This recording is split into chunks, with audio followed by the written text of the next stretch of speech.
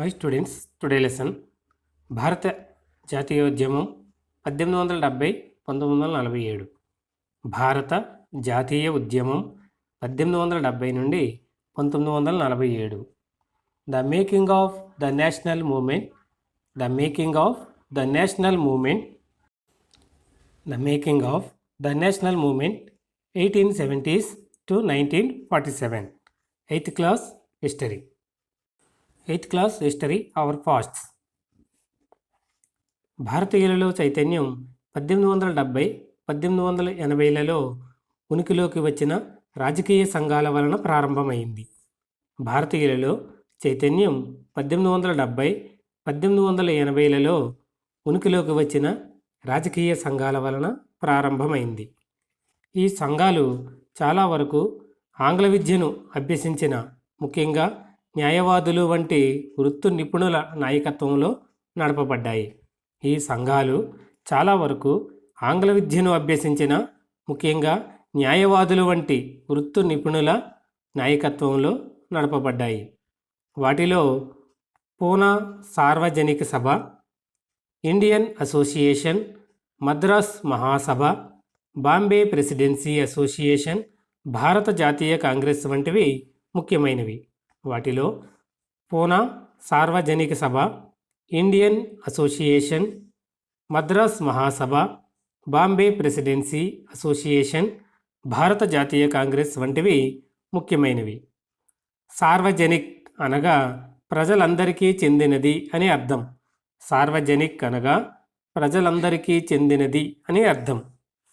ఈ సంఘాలు చాలా వరకు దేశంలో కొన్ని నిర్దిష్ట ప్రాంతాల నుండి పనిచేసినప్పటికీ అవి ఒక ప్రాంతానికో ఒక వర్గానికో పరిమితం కాకుండా భారత ప్రజలందరి లక్ష్యాలే తమ లక్ష్యాలుగా పేర్కొన్నాయి. ఈ సంఘాలు చాలా వరకు దేశంలో కొన్ని నిర్దిష్ట ప్రాంతాల నుండి పనిచేసినప్పటికీ అవి ఒక ప్రాంతానికో ఒక వర్గానికో పరిమితం కాకుండా భారత ప్రజలందరి లక్ష్యాలే తమ లక్ష్యాలుగా పేర్కొన్నాయి. జాతీయవాదానికి కీలక అంశమైన ప్రజల చేతిలోనే సార్వభౌమాధికారం అనే ఆధునిక చైతన్యంతో వారు పనిచేశారు. జాతీయవాదానికి కీలకాంశమైన ప్రజల చేతిలోనే సార్వభౌమాధికారం అనే ఆధునిక చైతన్యంతో వారు పనిచేశారు. భారతదేశ వ్యవహారాలకు సంబంధించి భారతీయులే విధాన నిర్ణేతలుగా అధికారం కలిగి ఉండాలని వారు విశ్వసించారు. భారతదేశ వ్యవహారాలకు సంబంధించి భారతీయులే విధాన నిర్ణేతలుగా అధికారం కలిగి ఉండాలని వారు విశ్వసించారు. 1870-1880లలో బ్రిటిష్ పాలన పట్ల భారతీయులలో అసంతృప్తి మరింత తీవ్రమైంది. 1870-1880లలో బ్రిటిష్ పాలన పట్ల భారతీయులలో అసంతృప్తి మరింత తీవ్రమైంది. 1878లో ఆమోదించబడిన ఆయుధాల చట్టం భారతీయులు ఆయుధాలు కలిగి ఉండడాన్ని నిషేధించింది. 1878లో ఆమోదించబడిన ఆయుధాల చట్టం భారతీయులు ఆయుధాలు కలిగి ఉండటాన్ని నిషేధించింది. అదే ఏడాది 1878 ప్రాంతీయ భాషా పత్రికల చట్టం కూడా చేయబడింది. అదే ఏడాది 1878 ప్రాంతీయ భాషా పత్రికల చట్టం కూడా చేయబడింది. దీని ద్వారా ప్రభుత్వం బ్రిటిష్ వారి చర్యలను విమర్శించిన వారి నోరు నొక్కే ప్రయత్నం చేసింది. దీని ద్వారా ప్రభుత్వం బ్రిటిష్ వారి చర్యలను విమర్శించిన వారి నోరు నొక్కే ప్రయత్నం చేసింది. ఏ వార్తాపత్రికలోనైనా అభ్యంతరకరమైన వార్తలు ప్రచురిస్తే ఆ వార్తాపత్రిక ఆస్తులను ముద్రణాలయాలతో సహా జప్తు చేయడానికి ఈ చట్టం ప్రభుత్వానికి అనుమతి ఇచ్చింది. ఏ వార్తాపత్రికలోనైనా అభ్యంతరకరమైన వార్తలు ప్రచురిస్తే ఆ వార్తాపత్రిక ఆస్తులను ముద్రణాలయాలతో సహా జప్తు చేయడానికి ఈ చట్టం ప్రభుత్వానికి అనుమతి ఇచ్చింది. 1883లో ప్రభుత్వం ఎల్బర్ట్ బిల్లును ప్రవేశపెట్టడానికి ప్రయత్నించినప్పుడు యూరోపియన్లలో ఆగ్రహం పెల్లుబికింది. 1883లో ప్రభుత్వం ఎల్బర్ట్ బిల్లును ప్రవేశపెట్టడానికి ప్రయత్నించినప్పుడు యూరోపియన్లలో ఆగ్రహం పెల్లుబికింది. ఈ బిల్లు బ్రిటిష్ లేదా యూరోపియన్లను భారతీయులచే విచారించడానికి అవకాశం కల్పించింది. ఈ బిల్లు బ్రిటిష్ లేదా యూరోపియన్లను భారతీయులచే విచారించడానికి అవకాశం కల్పించింది. దేశంలో బ్రిటిష్ భారతీయ న్యాయమూర్తుల మధ్య సమానత్వాన్ని కోరింది. దేశంలో బ్రిటిషు భారతీయుల న్యాయమూర్తుల మధ్య సమానత్వాన్ని కోరింది. కానీ శ్వేతజాతీయుల ఒత్తిడి మేరకు ప్రభుత్వం ఈ బిల్లును ఉపసంహరించుకోవడంతో భారతీయులు ఆగ్రహించారు. కానీ శ్వేతజాతీయుల ఒత్తిడి మేరకు ప్రభుత్వం ఈ బిల్లును ఉపసంహరించుకోవడంతో భారతీయులు ఆగ్రహించారు. ఈ ఎల్బర్ట్ బిల్లు సంఘటన భారతదేశంలో బ్రిటిష్ వారి జాత్యహంకార ధోరణులకు నిదర్శనం. ఈ ఎల్బర్ట్ బిల్లు సంఘటన భారతదేశంలో బ్రిటిష్ వారి జాత్యహంకార ధోరణులకు నిదర్శనం. సర్వసత్తాక లేదా సావరిన్. సర్వసత్తాక లేదా సావరిన్ బయట జోక్యం లేకుండా స్వతంత్రంగా వ్యవహరించగలిగే సామర్థ్యం. సర్వసత్తాక లేదా సావరిన్ అంటే బయట జోక్యం లేకుండా స్వతంత్రంగా వ్యవహరించగలిగే సామర్థ్యం. ప్రచారకర్త లేదా పబ్లిసిస్ట్. ప్రచారకర్త లేదా పబ్లిసిస్ట్ ఒక ఆలోచనను నివేదికలు రాయడం ద్వారా, సమావేశాలలో మాట్లాడడం ద్వారా ప్రచారం చేసే వ్యక్తి. ఒక ఆలోచనను నివేదికలు రాయడం ద్వారా, సమావేశంలో మాట్లాడడం ద్వారా ప్రచారం చేసే వ్యక్తి ప్రచారకర్త లేదా పబ్లిసిస్ట్. భారతీయ విద్యావంతులచే ఒక అఖిల భారత సంస్థ ఏర్పరచాలనే భావన 1880 నుండి ఉన్నప్పటికీ ఎల్బర్ట్ బిల్లు వివాదం ఈ కోరికను మరింత దృఢపరిచింది. భారతీయ విద్యావంతులచే ఒక అఖిల భారత సంస్థ ఏర్పరచాలనే భావన 1880 నుండి ఉన్నప్పటికీ ఎల్బర్ట్ బిల్లు వివాదం ఈ కోరికను మరింత దృఢపరిచింది. భారత జాతీయ కాంగ్రెస్ 1885 డిసెంబరులో బొంబాయిలో స్థాపించబడింది. భారత జాతీయ కాంగ్రెస్ 1885 డిసెంబరులో బొంబాయిలో స్థాపించబడింది. దీనికి దేశవ్యాప్తంగా వివిధ ప్రాంతాల నుండి 72 మంది ప్రతినిధులు హాజరయ్యారు. దీనికి దేశవ్యాప్తంగా వివిధ ప్రాంతాల నుండి 72 మంది ప్రతినిధులు హాజరయ్యారు. భారత జాతీయ కాంగ్రెస్కు ప్రారంభంలో నాయకత్వం వహించిన దాదాబాయి నౌరోజీ, ఫిరోజ్ షా మెహతా, బద్రుద్దీన్ త్యాబ్జీ, ఉమేష్ చంద్ర బెనర్జీ, రమేష్ చంద్ర దత్, ఎస్ సుబ్రహ్మణ్య అయ్యర్ మొదలగు వారిలో ఎక్కువ మంది బొంబాయి, కలకత్తాల నుండి వచ్చిన వారే. భారత జాతీయ కాంగ్రెస్కు ప్రారంభంలో నాయకత్వం వహించిన దాదాబాయి నౌరోజీ, ఫిరోజ్ షా మెహతా, బద్రుద్దీన్ త్యాబ్జీ, ఉమేష్ చంద్ర బెనర్జీ, రమేష్ చంద్ర దత్, ఎస్ సుబ్రహ్మణ్య అయ్యర్ మొదలగు వారిలో ఎక్కువ మంది బొంబాయి, కలకత్తాల నుండి వచ్చినవారే. దాదాబాయి నౌరోజీ ఒక వ్యాపారవేత్తే కాకుండా లండన్లో స్థిరపడిన ప్రచారకర్త కూడా. దాదాబాయి నౌరోజీ ఒక వ్యాపారవేత్తే కాక లండన్లో స్థిరపడిన ప్రచారకర్త కూడా. ఈయన కొంతకాలం పాటు బ్రిటిష్ పార్లమెంటు సభ్యునిగా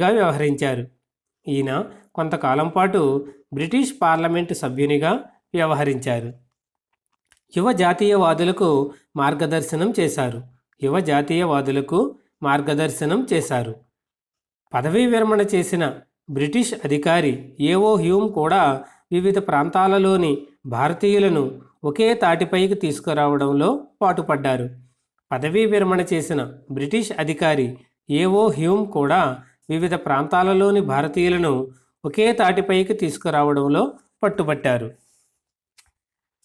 ద ఇండియన్ మిర్రర్ వార్తాపత్రిక 1886 జనవరిలో ఇలా రాసింది: బొంబాయిలో జరిగిన మొదటి జాతీయ కాంగ్రెస్ మన దేశ భవిష్యత్ పార్లమెంటుకు మూలము.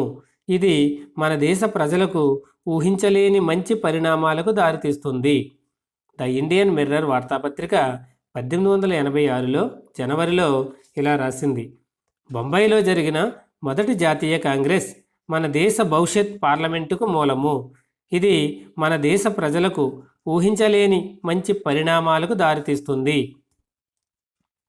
1887లో కాంగ్రెస్ అధ్యక్షుడైన బద్రుద్దీన్ త్యాబ్జీ ఈ విధంగా ప్రసంగించారు: ఈ కాంగ్రెస్ భారతదేశంలోని ఏ వర్గం లేదా సమూహానికి చెందిన ప్రతినిధులతో కాకుండా భారతదేశంలోని అన్ని విభిన్న వర్గాల ప్రతినిధులతో కూడి ఉన్నది. 1887లో కాంగ్రెస్ అధ్యక్షుడైన బద్రుద్దీన్ త్యాబ్జీ ఈ విధంగా ప్రసంగించారు. ఈ కాంగ్రెస్ భారతదేశంలోని ఏ ఒక్క వర్గం లేదా సమూహానికి చెందిన ప్రతినిధులతో కాకుండా భారతదేశంలోని అన్ని విభిన్న వర్గాల ప్రతినిధులతో కూడి ఉన్నది. దాదాబాయి నౌరోజీ రాసిన poverty and an British rule in India పుస్తకం ఆర్థిక పరంగా బ్రిటిష్ పాలన ప్రభావంపై ఘాటైన విమర్శ చేసింది. నౌరోజీ రాసిన poverty and an British rule in India పుస్తకం ఆర్థిక పరంగా బ్రిటిష్ పాలన ప్రభావంపై ఘాటైన విమర్శ చేసింది. భారత జాతీయ కాంగ్రెస్ ఏర్పడిన మొదటి 20 సంవత్సరాల కాలంలో అనుసరించిన పద్ధతులు, ఏర్పరచుకున్న లక్ష్యాలు మితవాదపరమైనవి. భారత జాతీయ కాంగ్రెస్ ఏర్పడిన మొదటి 20 సంవత్సరాల కాలంలో అనుసరించిన పద్ధతులు, ఏర్పరచుకున్న లక్ష్యాలు మితవాదపరమైనవి. ఆ కాలంలో ప్రభుత్వంలోనూ పరిపాలనలోనూ భారతీయులకు తగిన స్థానం కావాలని కాంగ్రెస్ నాయకులు డిమాండ్ చేశారు. ఆ కాలంలో ప్రభుత్వంలోనూ పరిపాలనలోనూ భారతీయులకు తగిన స్థానం కావాలని కాంగ్రెస్ నాయకులు డిమాండ్ చేశారు. లెజిస్లేటివ్ కౌన్సిల్ నందు మరింత మందికి భాగస్వామ్యం కల్పించాలని, వాటికి మరిన్ని అధికారాలు ఇవ్వాలని, లేని ప్రావిన్సులలో లెజిస్లేటివ్ కౌన్సిల్ ఏర్పరచాలని కోరారు. లెజిస్లేటివ్ కౌన్సిల్ నందు మరింత మందికి భాగస్వామ్యం కల్పించాలని, వాటికి మరిన్ని అధికారాలు ఇవ్వాలని, లేని ప్రావిన్సులలో లెజిస్లేటివ్ కౌన్సిల్ ఏర్పాటు చేయాలని కోరారు. ప్రభుత్వంలో ఉన్నత పదవులలో భారతీయులకు స్థానం కల్పించాలని డిమాండ్ చేశారు. ప్రభుత్వంలో ఉన్నత పదవులలో భారతీయులకు స్థానం కల్పించాలని డిమాండ్ చేశారు. దీని కొరకై లండన్తో పాటు భారతదేశంలో కూడా సివిల్ సర్వీస్ పరీక్ష నిర్వహించాలని సూచించారు. దీని కొరకై లండన్తో పాటు భారతదేశంలో కూడా సివిల్ సర్వీస్ పరీక్ష నిర్వహించాలని సూచించారు. పరిపాలనలో భారతీయులను భాగస్వామ్యం చేయడం అంటే బ్రిటిష్ వారి జాత్యహంకారానికి వ్యతిరేకంగా ఉద్యమించినట్టే. పరిపాలనలో భారతీయులను భాగస్వామ్యం చేయడం అంటే బ్రిటిష్ వారి జాత్యహంకారానికి వ్యతిరేకంగా ఉద్యమించినట్టే. ఆ సమయంలో ముఖ్యమైన ఉద్యోగాలలో శ్వేత జాతీయుల గుత్తాధిపత్యం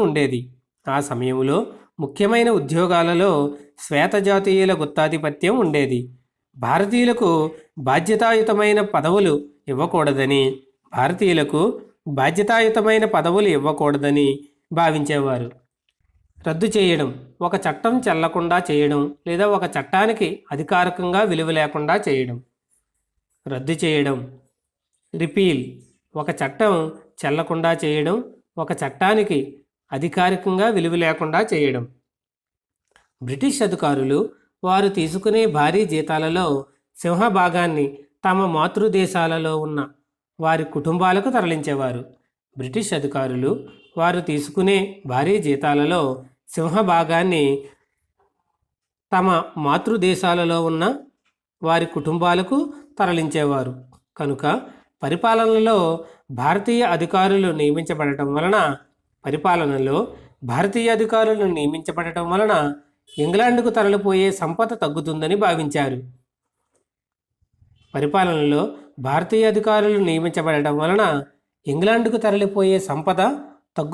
భావించారు. కార్యనిర్వాహక శాఖ నుండి న్యాయశాఖను వేరుపరచడం, ఆయుధాల చట్టాన్ని రద్దుపరచడం, భావ వ్యక్తీకరణ, వాక్ స్వాతంత్ర్యం మొదలైనవి మితవాదుల ఇతర డిమాండ్లు. కార్యనిర్వాహక శాఖ నుండి న్యాయశాఖను వేరుపరచడం, ఆయుధాల చట్టాన్ని రద్దుపరచడం, భావ వ్యక్తీకరణ, వాక్ స్వాతంత్రం మొదలైనవి మితవాదుల ఇతర డిమాండ్లు. ప్రారంభంలో కాంగ్రెస్ అనేక ఆర్థికపరమైన అంశాలను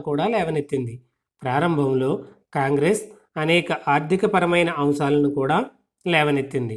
బ్రిటిష్ పాలన భారతదేశంలో పేదరికం, కరువు కాటకాలకు కారణమని ప్రకటించింది.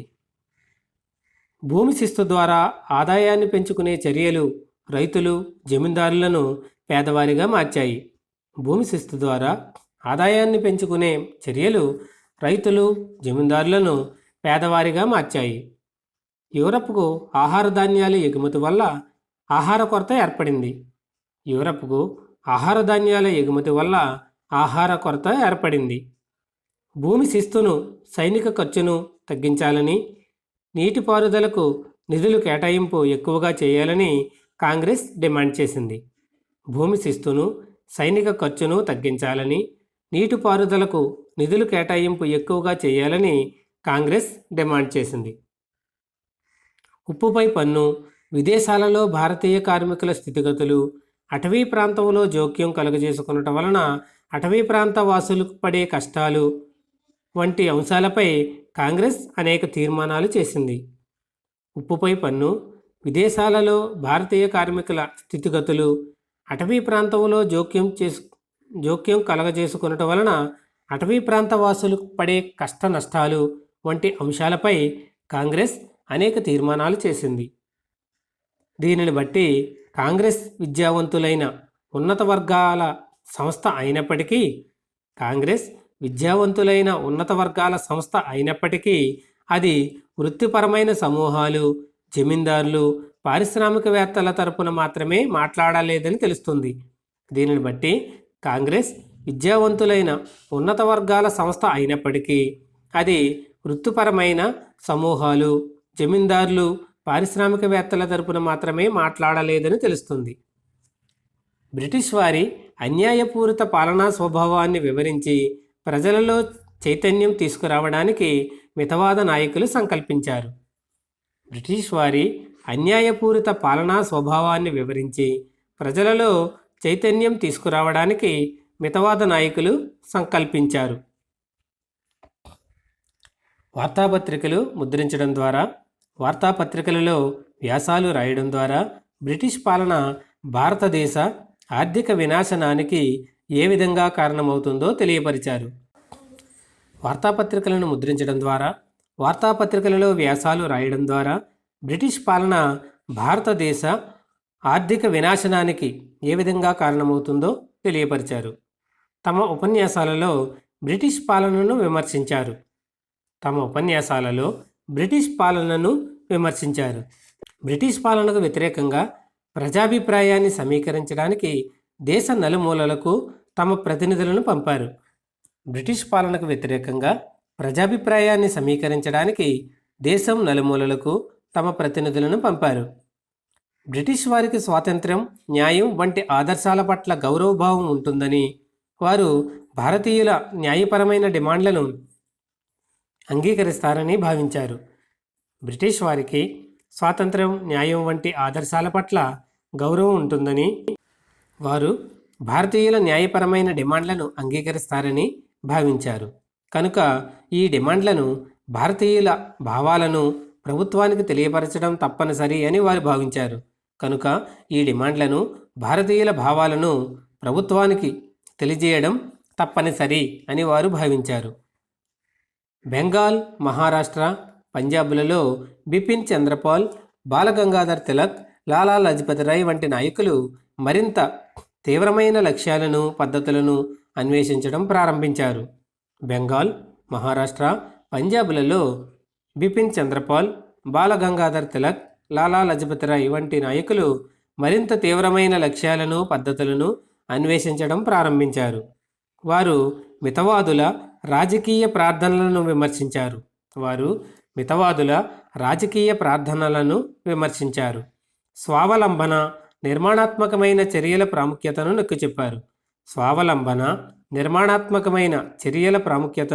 నొక్కి చెప్పారు. ప్రజలు తమ స్వశక్తి మీద ఆధారపడాలని, ప్రభుత్వ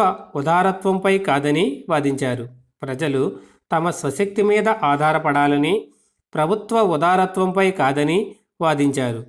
ప్రజలు స్వరాజ్యం కోసం పోరాడాలని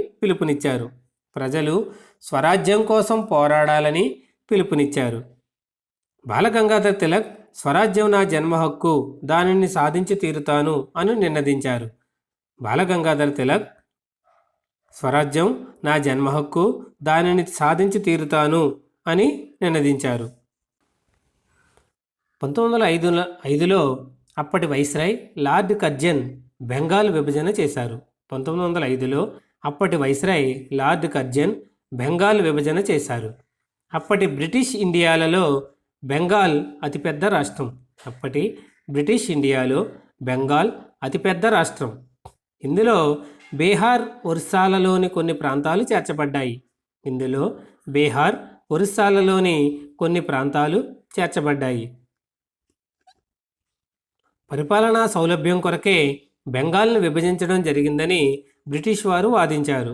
పరిపాలనా సౌలభ్యం కొరకే బెంగాల్ను విభజించడం జరిగిందని బ్రిటిష్ వారు వాదించారు. బెంగాల్ నుండి బెంగాలేతర ప్రాంతాలను తొలగించడానికి బదులుగా బ్రిటిష్ ప్రభుత్వం తూర్పు బెంగాల్ను అస్సాంతో విలీనం చేసింది. బెంగాల్ నుండి బెంగాలేతర ప్రాంతాలను తొలగించడానికి బదులుగా బ్రిటిష్ ప్రభుత్వం తూర్పు బెంగాల్ను అస్సాంతో విలీనం చేసింది. బెంగాల్ను విభజించడంలో బ్రిటిష్ వారి ప్రధాన ఉద్దేశాలు బెంగాల్ నందు రాజకీయ నాయకుల ప్రభావాన్ని తగ్గించడం, బెంగాల్ ప్రజలను విభజించడం. బెంగాల్ను విభజించుటలో బ్రిటిష్ వారి ప్రధాన ఉద్దేశాలు బెంగాల్ నందు రాజకీయ నాయకుల ప్రభావాన్ని తగ్గించడం, బెంగాల్ ప్రజలను విభజించడం. బెంగాల్ విభజన భారతదేశం అంతటా ప్రజలను ఆగ్రహానికి గురిచేసింది. కాంగ్రెస్లోని అన్ని వర్గాలు, మితవాదులు, అతివాదులు ఈ చర్యను వ్యతిరేకించారు. బెంగాల్ విభజన భారతదేశం అంతటా ప్రజలను ఆగ్రహానికి గురిచేసింది. కాంగ్రెస్లోని అన్ని వర్గాలు, మితవాదులు, అతివాదులు ఈ చర్యను వ్యతిరేకరించారు. పెద్ద పెద్ద బహిరంగ సభలు, ప్రదర్శనలు జరిగాయి. పెద్ద పెద్ద బహిరంగ సభలు, ప్రదర్శనలు జరిగాయి. సామూహిక నిరసన తెలుపుటకు కొత్త పద్ధతులను అవలంబించారు. సామూహిక నిరసన తెలుపుటకు కొత్త పద్ధతులను అవలంబించారు. ఈ పోరాటాన్నే స్వదేశీ ఉద్యమం అని పిలిచారు. ఈ పోరాటాన్నే స్వదేశీ ఉద్యమం అని పిలిచారు. ఇది బెంగాల్లో బలంగా ఉంది. ఈ పోరాటాన్నే స్వదేశీ ఉద్యమం అని పిలిచారు. ఇది బెంగాల్లో బలంగా ఉంది. ఇతర ప్రాంతాలలో కూడా దీని ప్రభావం ఉంది. ఉదాహరణకు కోస్తా ఆంధ్ర ప్రాంతంలో దీనిని వందే మాతరం ఉద్యమం అని పిలిచారు. ఇతర ప్రాంతాలలో కూడా దీని ప్రభావం ఉంది. ఉదాహరణకు కోస్తా ఆంధ్ర ప్రాంతంలో దీనిని వందే మాతరం ఉద్యమం అని పిలిచారు. బాలగంగాధర్ తిలక్ సంపాదకుడిగా ఉన్న కేసరి అనే ఒక మరాఠా వార్తాపత్రిక. బాలగంగాధర్ తిలక్ సంపాదకుడిగా ఉన్న కేసరి అనే ఒక మరాఠీ వార్తాపత్రిక.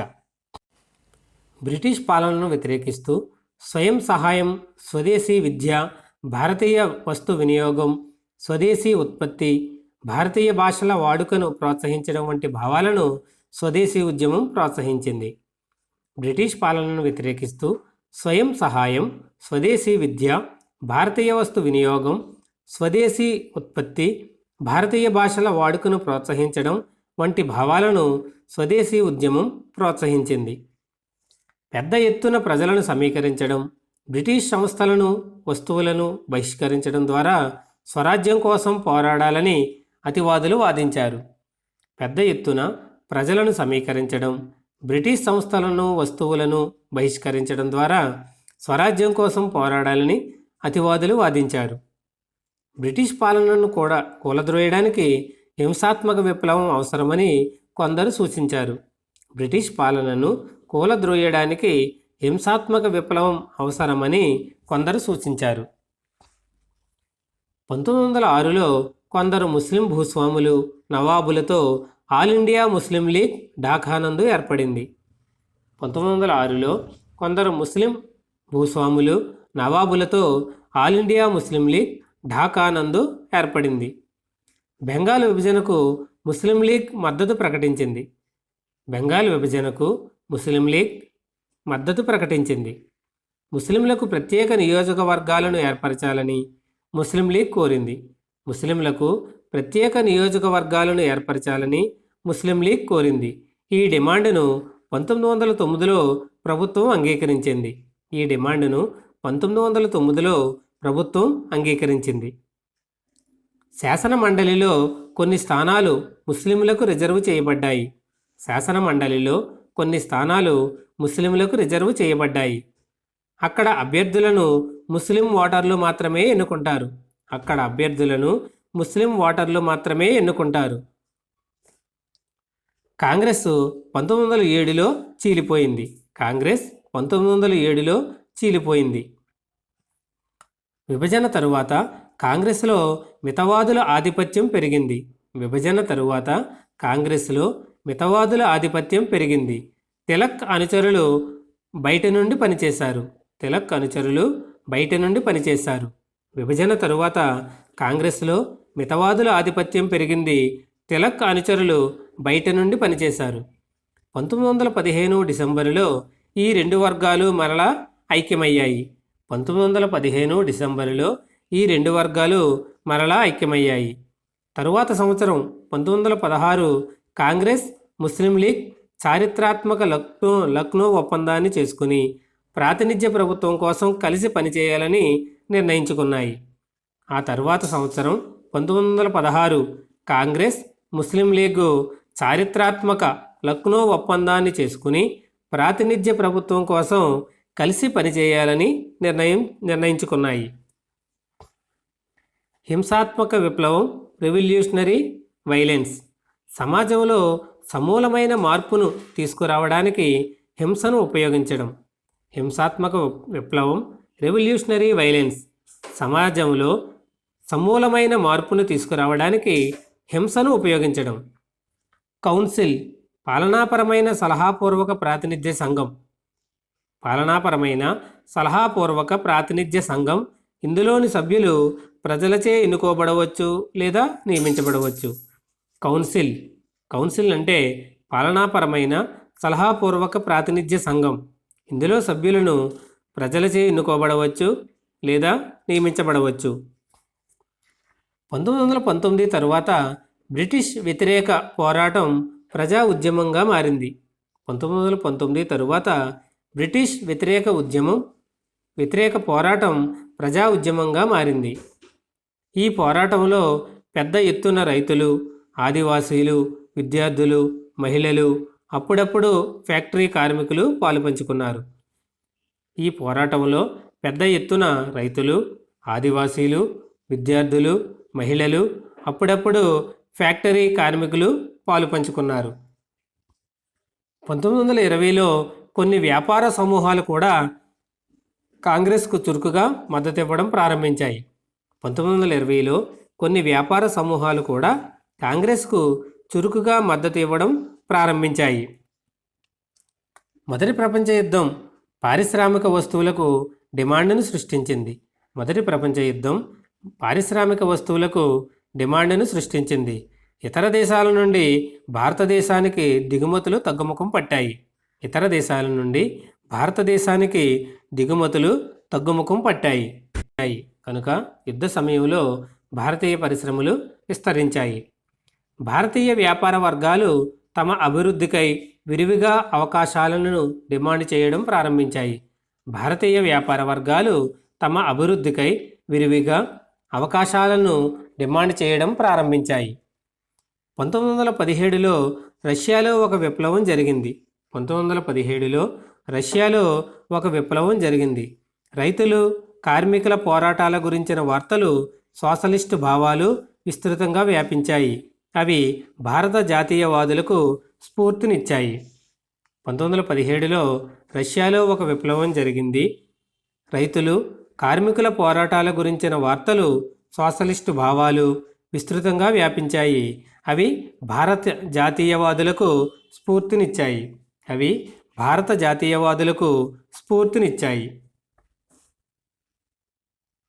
లైక్ చేయండి, షేర్ చేయండి, సబ్స్క్రైబ్ చేయండి, పక్కన ఉన్న బెల్ ఐకాన్ ప్రెస్ చేయండి.